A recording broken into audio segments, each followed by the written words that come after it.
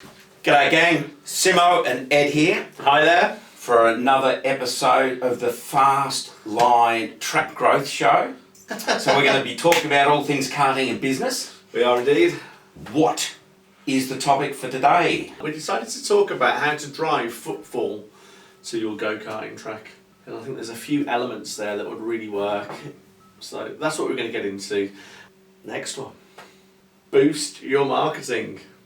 This is a tricky one. This is a trick question. Well, it is, and the reason we've both gone quiet there, and we're right to, just shows experience.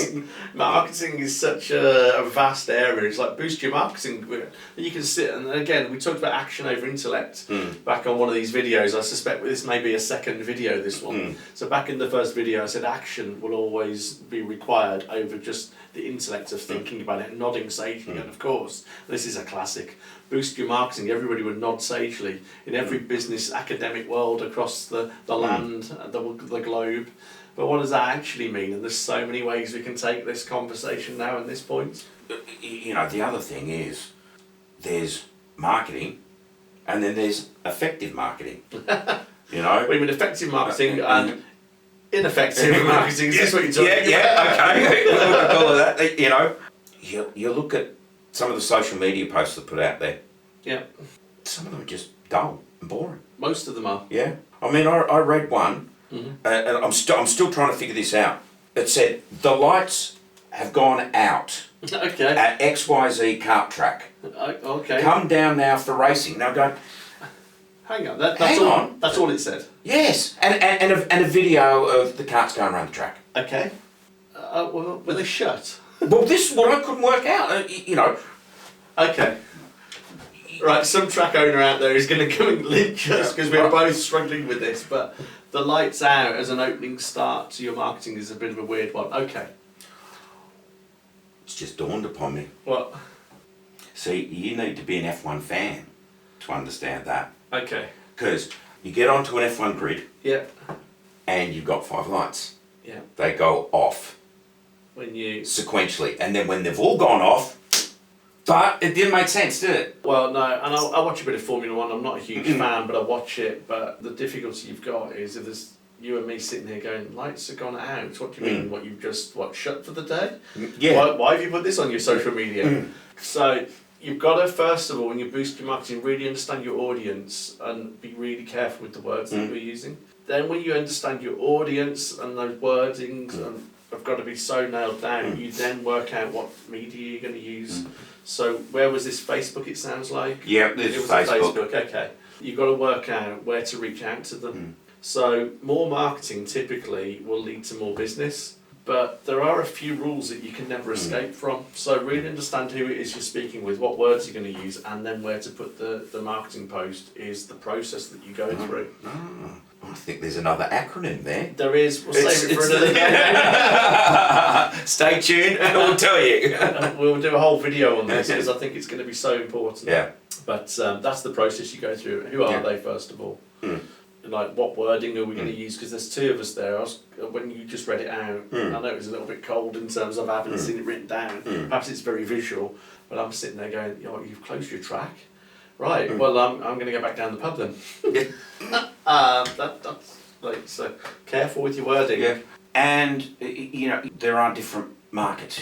So you know, you've got the corporate market. You've got avid fans who like to race. You've got mum who wants to the kids looked after during the school holidays. Yeah. They all require different messages. Yeah, and also how often they interact and things like that. So, you know, you've got things like banner remarketing, which I think is becoming a bit of a greyer area, but that's for another day as well. You've got that sort of continuity of theme and voice that needs to be looked at, but how do you then get in front of your customer more often? Where are they? Where can you meet them?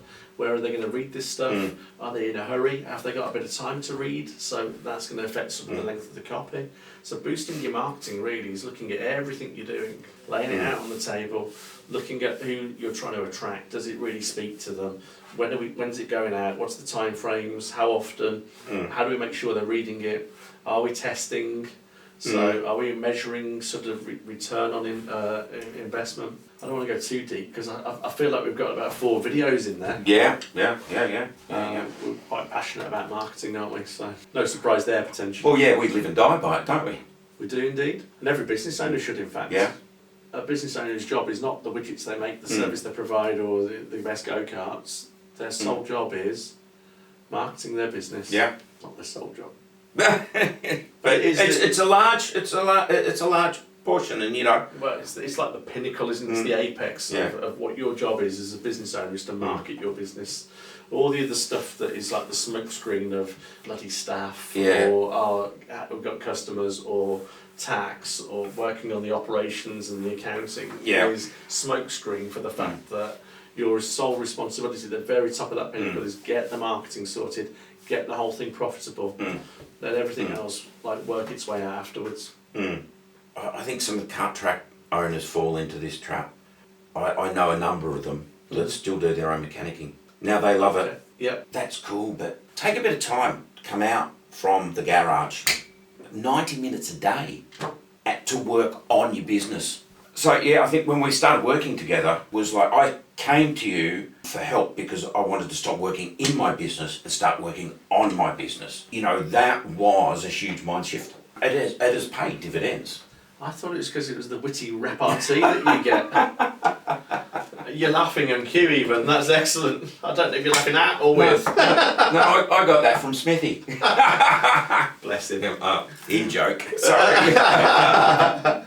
By the way, just to come back on the point there, if you're a mechanic who happens to, you're in a track and you happen to love the mechanics, you can do that. Yeah. I've just got another client where the ops director has just taken over as managing director. The managing director, my client, has just stepped in as ops director. And it's absolutely made the business flow so beautifully. Now the roles have changed, but it works better. The shareholding hasn't changed. The profits have gone up, the dividends are there. They're both a lot richer. The managing director, who's now the ops director, more rich than ever. So sometimes you just have to sort of look at what you're really trying to achieve and understand that. And if you want to go and be a mechanic all day, awesome. So how do we get more of that and you can still control your business? So there's lots of ways to go and have a look at how a business runs, and we shouldn't maybe get too hung up on job titles and what we do. But working, getting time out of the business, looking at it, seeing how it runs, and being able to go and see clearly that actually that was a way forward has been a massive step forward recently. Yeah. And then the final point we've written The down. final point, don't do the drum roll. I'll get one, a sound bite put over. I don't want that pathetic drum roll again, alright? I hope there's just been a fantastic drum roll just right now. Otherwise there'll be worse for you. The final point?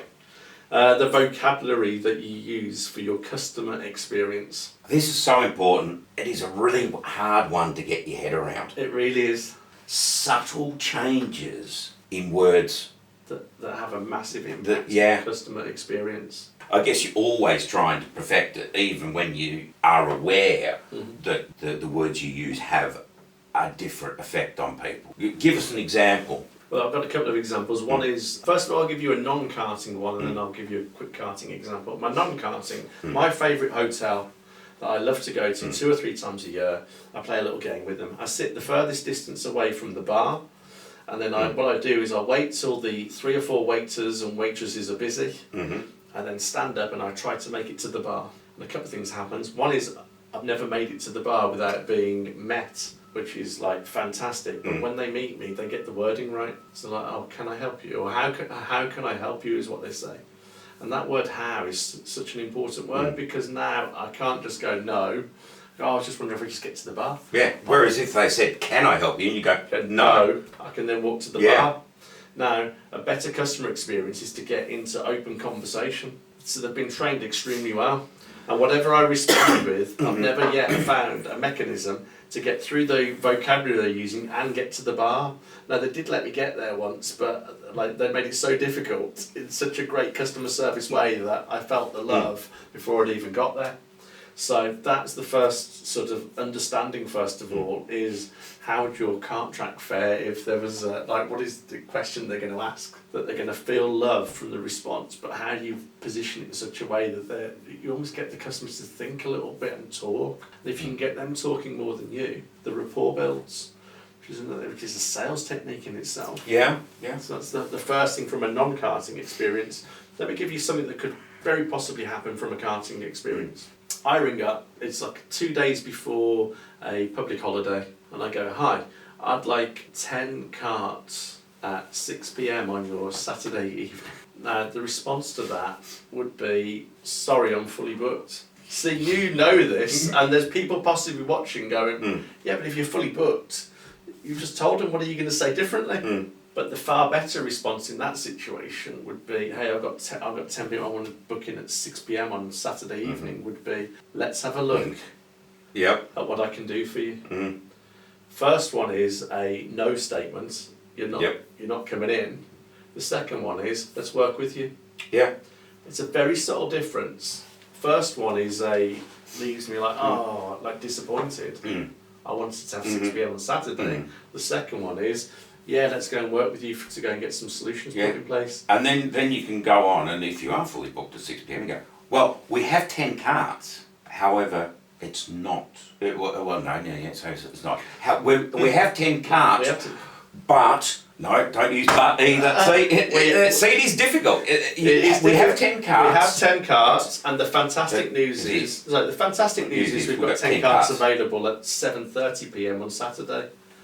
Would be a fantastic response to that. So this, and because it is difficult, it does need and require some thoughts, some training, and regular retraining, just for 10 minutes a day, just to get people into the habit of positive commentary. So it's like, fantastic news, I've got 10 carts available at 7:30 on Saturday. Oh, I was hoping for 6 p.m. Let me go and have a look for you. Right, I'm just looking down the list again. It doesn't appear that 6 p.m. is available, but 7:30 on this Saturday would be the most, like the earliest we could do that, or we could look earlier in the day for you. Now we've got them back into conversation, but you'll notice the commentary is all positively positioned to go and draw the customer in a rapport way, so that they're going, oh, okay, they're really trying to go and help me here. But at no point do I go, no, but, or even worse, I'm really sorry, but. Like even your body language there, you won't realise potentially just change in an instant, because we all know what that means. It's a horrible experience. I was just reliving the experience from 2 days ago. Okay, what happened? So, I contacted a hotel to host our next spectacular. I rang up, I've got through to the sales department. I said, right, I want, on this day, 100 people, we want to have a conference room, we want lunch, we want a dinner, maybe do a cocktail party on the Thursday evening, and we want the bar for a party on the Saturday. Yeah. And do you know what the response to that was? There's something crazy. I don't. No, go on. Right. I was going to guess, but no, I don't want to steal your thunder. Right. Can you send me that on email? Right? And she reads me the email, and it's sort of like info dot German city name.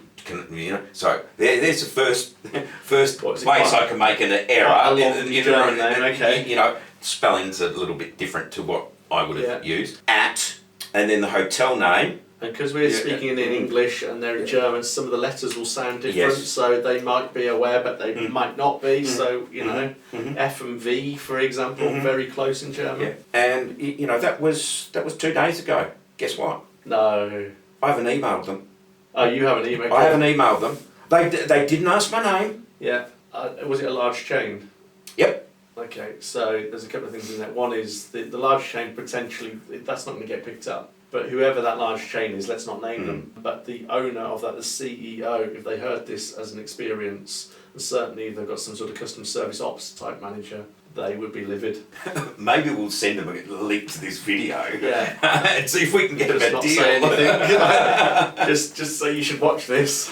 Watch minute 14. 14:10. Just sit really quietly. Crikey, it's criminal, isn't it? So, if you're going to increase footfall into in a hotel in that instance, you've just been left cold. How many times do you feel like you're working for them? Yeah.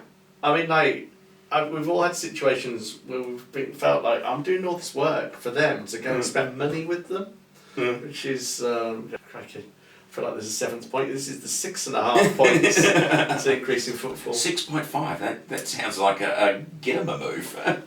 I think we'll call this the 6.5 ways to drive Footfall to your karting track. But yeah, you're getting the vocabulary wrong. Crikey, you're fighting an uphill battle at every point of the way. Make things bloody easy for your customer. Use the right terminology. Make them feel the love. People will be there. They'll be telling their friends. Had a great experience over there. And then when you do now start to build customer loyalty by reaching out to them more often, they'll have that warm fuzzy feeling and go, no, actually it was really nice there. We might go back and spend a little bit more money with you this year. Yeah, you make it memorable. You know, that could be as simple as when they come off the track that you start talking about how they felt about their lap. There's loads of ways. Yeah. I mean, if I can get like a little number put on the lapel here, and I've got the board up there and I know, and you can walk off the track and you're number 6. Okay. Great driving today, Simon. Did you enjoy that? And they're like, I've never met this guy before. I met him briefly as they came onto the track. So as they walk in, I can use their first name as they come off the track. Great driving, Simon.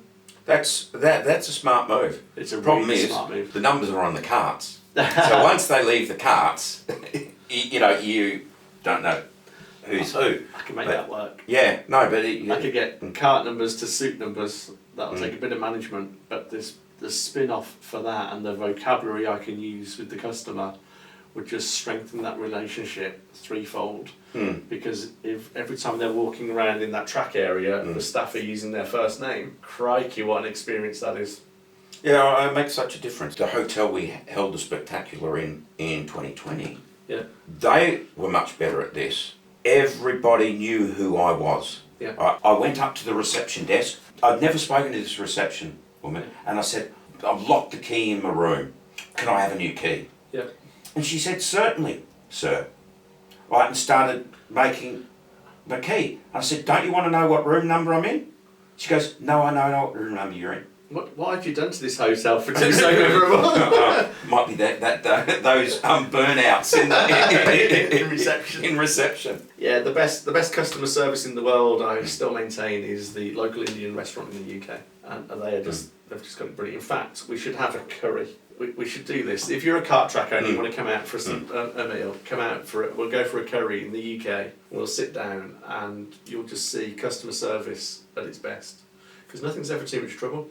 So that, yes sir. This curry's too hot. I've seen that before. They go, let me take that away. Is that a bit too hot? I'll have a chat with the chef and see what we can do. They've just cooked the whole meal. Like the equivalent in the go-kart track world would be, I've just done 10 laps on your track. I don't think you have got the fastest kart track in the world. They're like, don't worry, we'll sort it. Do you want us to go and just move a couple of bollards around and we'll sort out the delimiters and we'll get that sorted for you. That would be the equivalent. So you want to go and see the best customer service in the world, the way they speak to you in the curry house, the way they look after you, typically is like there's so much to learn by just sitting down and eating curry. This is where I got my physique from. So perhaps we'll do that. We'll go out one night. So if you're interested, give us a shout. We'll go out and we'll have a little bit of curry somewhere. We'll sit down and we'll use it as a training session. So this is up Birmingham way, is it? Hey, crikey, that'd be great, because I live up in the middle of the UK, so if you want to come for some great curry up in Birmingham, I know lovely lots of places, but I think it's one of those things where everybody goes, no, I know the best curry house in the UK. There's probably quite a few people up in Yorkshire, we'll have a few words, but everybody's local curry house is the best curry house in the world. Have you ever noticed? In fact, raving fans, do you think it's because of the way they speak to them? Absolutely. I mean, there's an old adage, in the restaurant industry. You can have the best food and poor customer service, and you will not survive. You will not get return visits. Because everyone thinks you're going there for the food. No, you're going there for the experience. Yeah. You're more likely to go back somewhere with average food and great customer service. They treat you well. It's so true. I always taught customer service when I worked for a catering company, Peter Rowland Catering, really top-notch catering company, to top businessmen and stars and all of that. It was sort of like nothing was ever too difficult for the customer. So if you've just got beer, wine and orange juice as your drinks and someone wants Coke, it's not, no sir, it's, let me see what I can do about it. Yeah. And you usually will come back with a Coke. Now, of course, if you want to vertically co champagne, that might be a bit different story. But we probably would have worked something out. Yeah, You know? and most people, if you've gone off and made the effort, will just appreciate the effort. Yeah. They'll believe you that rather than, oh no, we've only got these 3 today for you, or we can only give you these, which is sometimes what the answer you get. Well, let me go and see what I can sort out for you. I've looked high and low. There is no Coca-Cola in the building. Is right, okay, well, you've tried. Would be a fantastic way to go and deal with that right there and then. Cool. Well, there you go. 6 ways to go and drive Footfall to your karting. And easy to do.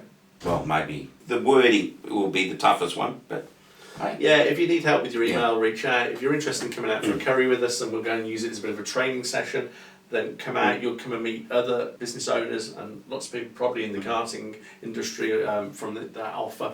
But just reach out, we'll sort a few things out and we'll take it all from there. We can all grow together. Yeah, sounds good.